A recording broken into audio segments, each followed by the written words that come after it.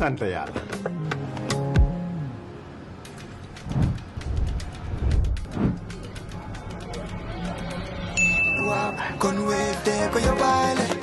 looy xaar utal Wave nga scan nga fay te nag doo ci yokku dara.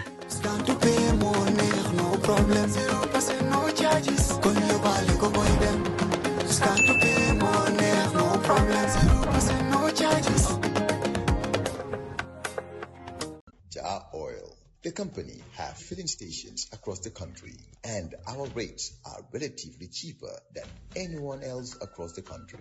Jar Oil is the biggest producer and distributor of cement in the country with the most competitive prices in the market.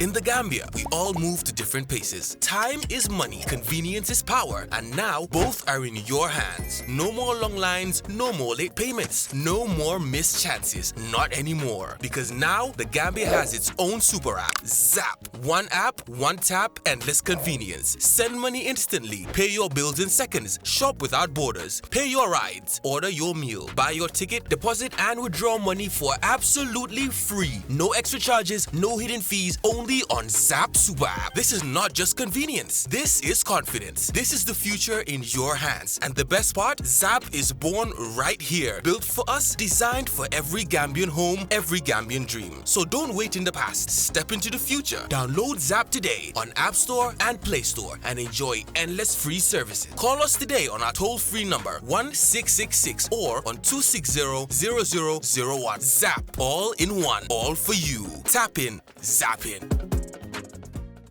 On Monday, the 8th of December 2025, you're with Coffee Time with Peter Gomez. We're live on FM across the country, 92.1 megahertz. And right around the world on www.wcr.gm. And Alhaji Bayo, Deputy Leader, Deputy Secretary General of the Gambia Action Party, GAP, is with us this hour. The most talked about thing about this Barrow government is corruption, the C word. How would GAP address the issue of corruption and inefficiency in public service delivery? Well, I think this is something that Honorable Hussaini Ali Bachila has been long talking about. In fact, before some of these issues of corruption, before even it becomes aware by Gambian people, he is the first person that started noticing corruption in the country. I can remember vividly. He had called government on several occasions on addressing issues of corruption. Because corruption, it is the only thing in a state that will erode public trust. You understand? So, as a succeeding government, we believe corruption is one of the major issues that any government can deal with.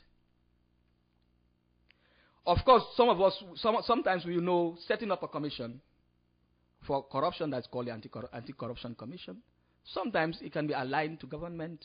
Sometimes it can prove defending government policies or government actions. Is that what you think this Anti-Corruption Commission, which is yet to start work, I am just taking an example from other countries that have already established an Anti-Corruption Commission. For example, Sierra Leone. They establish anti-corruption commissions, but they are nothing but a ruse. Exactly. That's what I looked at. So I don't know how Gambian Anti-Corruption Commission is going to look at. Again, the mandate will be there. We all know they are informed by law. These things. The mandate is there. This is what. But sometimes people act beyond mandate. You see institutions working beyond mandate. Sometimes what they are not even mandated to do is what they are doing. They can overlook certain things, oversight functions. But I think before even an Anti-Corruption Commission, we have the National Assembly that also has a committee on issues of public finance. FPAC? Yes. And PEC? Yes. Over the years, we've been hearing them bringing up reports, countless reports. But what are the affirmative actions on those reports? And sometimes it's not to bring it's not about getting the findings done. The implementations of addressing the problems of that finding sometimes becomes peculiar and very critical. And that is what we lack in this government. And I believe all the issues of this report not being implemented is surrounded by President Barrow alone. How do you mean? Because he's the president. he can influence a lot of things in this country. If President Barrow wants to end corruption today, he will end corruption today. Ah. If President Barrow wants to end corruption today, Peter, he will end corruption today. It will be ended. But time without time, we've seen President Barrow coming into state television and say he's not going to take anybody to court. He's not going to ensure somebody is behind bars because of corruption. In fact, corruption is just an opinion. It's just an opinion. People think that this is how it is, but there are no facts, then it is an opinion. How can a national audit present a white paper to you or a report to you about issues of corruption in this country, corrupt activities in this country, and say it's an opinion? So what is the mandate of the institution itself, which is the national audit? It is not for them to audit. And we've also seen, timeless, that institutions are coming up to say they cannot be audited. Just when I was coming to this platform today, I was listening to a radio, and it was said there that the central bank said they are not going to be audited. Who is the governor? I don't governor general. I don't have the governor is denying that in the newspapers. Well, but that's what I'm just telling you that's what I heard when I was coming. Yeah, and I'm also putting it to you that in one of the well, newspapers. Of course, we know the government. The governor is denying it. But just as you are hearing on a radio station that the CBG denied to be audited, I'm saying the governor has come out defending the CBG by saying that that's not true. But me, I can agree with the radio. Okay. So even they deny it. That's what I was saying. I was giving you, two scenarios. Okay. To ask which one, do you go with? Of course, I will never believe what the governor said, because I believe there's an element of truth why that story is published. The story cannot just be published based on lies or whatever. I believe in the story, and maybe now they realize what they've done. They said, okay, let's turn it over to say we disagree. Okay. But institutions, even like the GRA, that there are rumors that said the issue why Modu Sisse's issue came up as Auditor General is because of he constantly talked about auditing GRA. Modu Sisse, the former Auditor General. And this is the reason why they wanted to sacrifice him, to say, okay, let's appoint him as a minister, and the moment he accepted the appointment, and then we can now fire him. Because in his own, the Constitution has given him guarantees, safeguards, that he cannot just be dismissed just like that. So he cannot be fired as Auditor General, but if he accepted a ministerial position, he can be fired. Yeah. We all know what the Constitution talks about that. The President has the mandate to hire and fire any minister, from the Vice President down. But as Auditor General, he has safeguards in the Constitution, that there are manners in which you take him out. And if you do not meet the constitutional tenant, you cannot. So this is the reason why they he's been taken out. Do you think the government has met those conditions for him to the case out? is still at the court. Okay. I think they are finding a judicial redress on it. But again, I'm just saying the situation surrounding the entire thing. Okay. This is it. They always deny. But again, denying to me, without evidence, I cannot believe it. Mm-hmm. So this is the issue. Corruption, it is decaying in this country, and it is also having a great impact in the overall governance architecture. Because if you look at governance, it is to provide services to the Gambian people. What is stopping them of providing those services? Because they are tapping from the resources that are meant for a larger portion of people or population to their own interest. Okay, that's established. The point has been made. Yes. And the question is, yes, how would a GAP government address the issue of corruption and inefficiency in public service delivery? Well, okay. Now, for example, it is to empower those safeguards that the Constitution has provided. It's to empower the safeguards that the Constitution has provided for government officials, that are people who are working in the public space. One, it is to ensure we have a balanced National Assembly that can look at the National Assembly, where these committees that they comprise of the FPAC or whatever, to be able to look into key issues of financial expenditures in the public space. And once that report is done, and just like I said, Peter, it is the leadership. It is the leadership. The leadership is in control of all these mechanisms. So if we have a more prudent leader, like the way Gambia Action Party is trying to profile, then we can guarantee those safeguards in the constitutions. So that the implementation is the problem here. The findings are not the problem. We always have the issue, the leverage to make findings. But hence the report is tabled at cabinet, it has been disregarded. And this is where we as a government want to take up the responsibility of governance. Whereas if those findings are made and we know these findings are truthful, then government can now implement. And the moment implementation is done, you will realize that there will be a curtail of these activities in the public finance domain. Whereas you will not be talking about issues of corruption anymore. Because what the black man, what he fears is exemplary decisions. The moment he starts seeing 1, 2, 3 examples, the next man will say, no, this is what is happening, let me be mindful. But people are doing things the way they want and they go scot-free. You know, and also to empower the judiciary to be more independent. Because all these things of corruption end up at the judiciary. So that's where it is.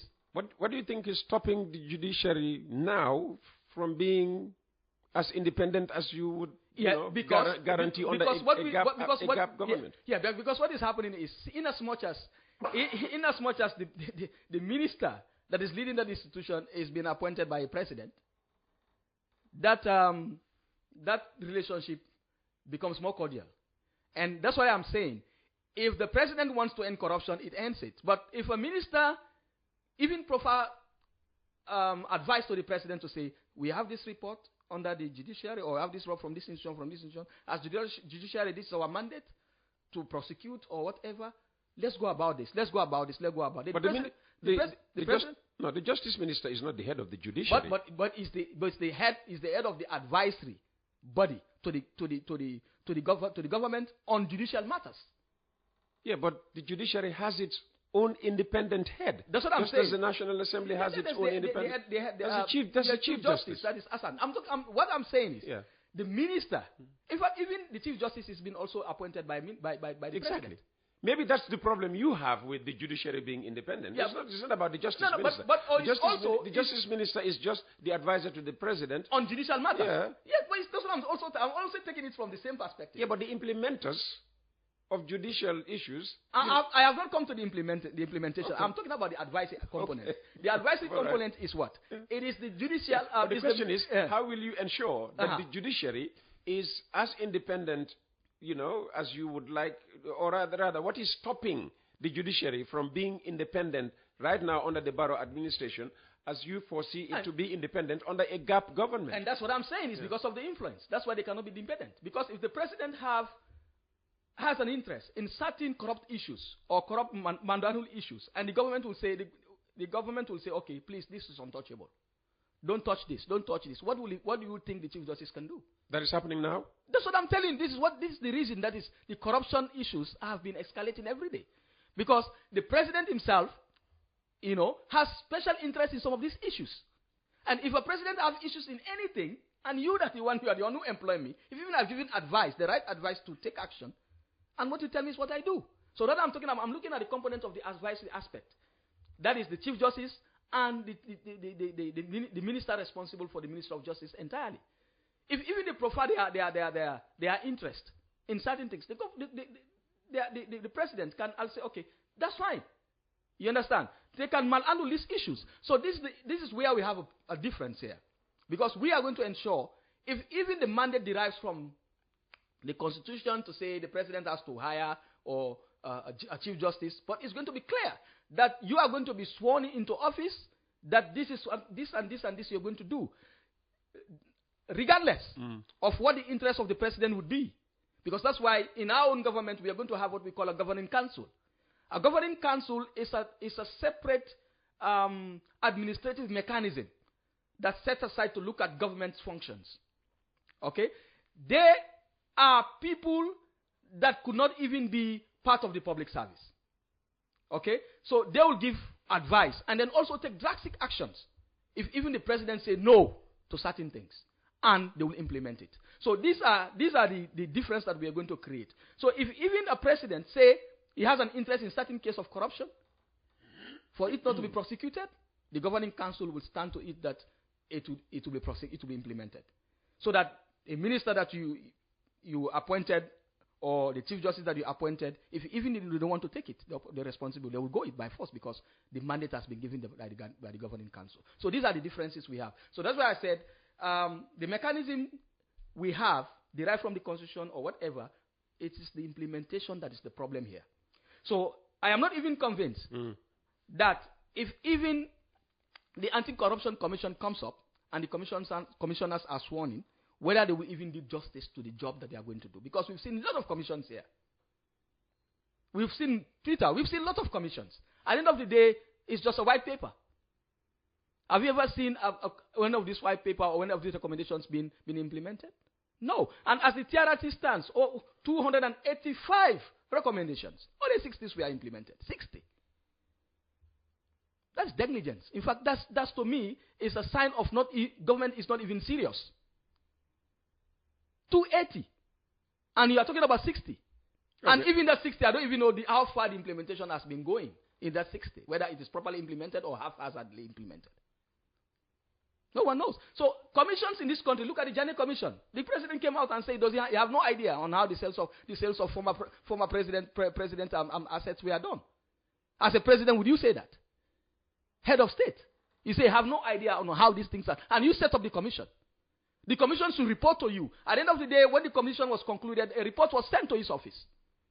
How will you come out to tell Gambians? In fact, it's insulting Gambians. To me, it's an insult for a president to come to say, I have no idea about these things that I own, my own personal self-set up, where I have the mandate for reports to come in. So we've seen commissions. So I am not convinced that even the Anti-Corruption Commission, when it comes up into full force, they will prove us wrong.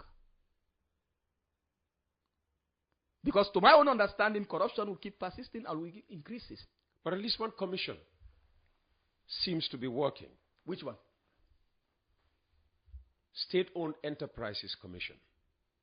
At least it has got your GPA to be paying dividend, on a seemingly regular basis. You mean the SOEs? Yes. Yeah, but the SOEs, the SOEs Commission. By the way, let me just say, people might have noticed it, but whilst you were answering one of the questions, NAWEC went off. Yes. The transition was so smooth because of, the solar setup. That's why it's not noticed. What's your position on, the performance of NAWEC? Because a lot of people they're also one of the SOEs. Yes, they are.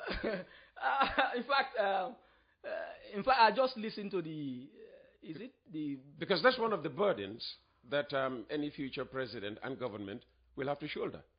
Of course, we know, so we are aware. What will GAP do about NAWEC were they to be voted into power? Well, in fact, one of the things that we will do, it is a general reform on NAWEC, and that reform will entail, and even the power supply. Although people might say there is a consistency in the power supply nowadays, and also the government is also bragging. It's a lot better. Yes, the government is also bragging that access to electricity has now become a universal thing in the Gambia. Not universally, but a universal thing in the Gambia, where even little villages in our end there, in Basse, in other places, they also... By the end of this year, which has about how many more days? Today is the 8th. Yeah, 8. 23 more days. Yes, 23 more days. All right. There should be at least 90%. 90%. Access to electricity. Okay. Accessibility, its relevance is a question. Sometimes I do pose. Because how are we going to continue on leveraging, especially the dependency of electricity? Before accessibility to electricity and water, how will you deal with NAWEC? This burden that is NAWEC.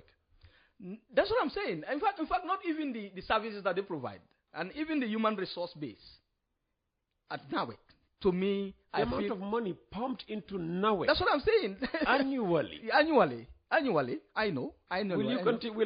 Will a GAP government continue, pumping that much money into NAWEC? This is the issue. It's supposed to be a state-owned enterprise.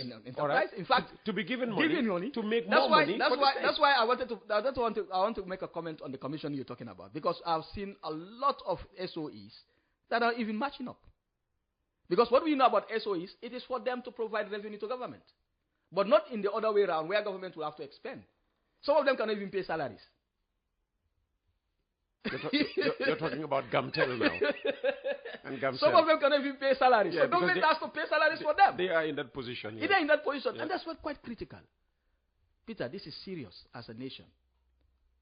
I think we as a government, what we are coming to shoulder, we are already aware of the responsibility. Expending short amount of money to NAWEC budget in, year out, it is outrageous. It's something that a government should not even dare to do. Where is the money NAWEC is generating from the public space? People are buying cash power. And let me make this clear. I don't know where the gaps are. But after the 2021 elections, we see an increase of the electricity bill. The tariff was revised up to 30-something%, which has also incurred more expenses on the Gambian people. This is too much. And yet still, people are buying cash power. Here is not a country where you see criminals, lot of criminals. In other countries, people don't even buy power. They have ways and means. They position their meters. They burn electricity without paying. They pay less. But in the Gambia, people don't do that. Everybody is down to the law. That if I'm caught in this kind of practice, this is what I'll have. And a few people have been caught in that practice. So Gambians are doing that. We are not just doing that. Maybe. Yeah. On a scale. On a scale like other countries do. But again, for us in the Gambia, people are actually paying light bills. Because before, I think we are doing light billing. They have issues of people not paying. Some do pay. There are too much power outages and stuff like that. But now people are paying cash power. Because if you don't have cash power... And then they introduced the prepaid meter system. Exactly, prepaid meter system. And this all reform. These are all geared towards improving the service. But again, the issue that you made mention, that is the liability here. What government should not be paying that much money to NAWEC. Because at the end of the day, we will question ourselves. The money that they generate, where does it go to? Would you privatize NAWEC? When I say you, a GAP administration. Privatizing any institution under GAP government is something that we don't do. Because in most countries around the world, it is not the state's business, to provide electricity. But they leave that to the business sector. But again, yes, it becomes too expensive for some. But yeah, privatization in any government, to me, I think it grips. It's inefficiency. Like a government will not be able to efficiently perform certain duties for its people. You understand? Privatizing, it comes... Yeah, but it has been proven that government institutions that are supposed to be business-like have woefully failed. Yeah, and you look at Gamtel Gamcel, compare it to Africa. Exactly. Compare it to even Comium. Exactly. It's because of we cannot hold the oversight. The mechanisms. We cannot. You take the case of Gambia Ports Authority. Yeah, no, how many years have we been grappling with congestion at the port? Yes, exactly. You give it to Albayrak. In less than 2 months, they cleared up that congestion. Of course, because we know the efficiency in private sector. We know they can do a lot. So but again, would you privatize NAWEC for this efficiency? Efficiency is key. Efficiency is would key. you privatize But before even privatizing. Would you privatize No. We GAP, we don't want to privatize. We will not want to privatize, but we'll improve. Peter, it is very simple. The same private people that are in NAWEC, that are going to take up NAWEC, is the same Gambians that are there. If you think Gambians cannot do the job, why won't you bring in people that you think they can do the job? It's simple. You don't need to privatize it. Look at the faults, where the problems are. Find a solution to the problems. If you think the capacity is not there, enhance the capacity. Why would you run away from your responsibility? Okay, so you wouldn't privatize it. I wouldn't privatize it. But you wouldn't be giving it the same amount of money. No, I would not. That this government... A dime. In fact, a dime I would not be giving it to NAWEC. I will structure NAWEC in a manner that they themselves will be bringing reform. They will be bringing revenue to the government. You'll restructure NAWEC, keeping the same staff. Probably... No, restructuring might not necessarily mean keeping the same staff. We're looking at efficiency. So where efficiency takes us, that's where we go. If you have to bring... experts. A new managing director from elsewhere, you would bring them. Exactly.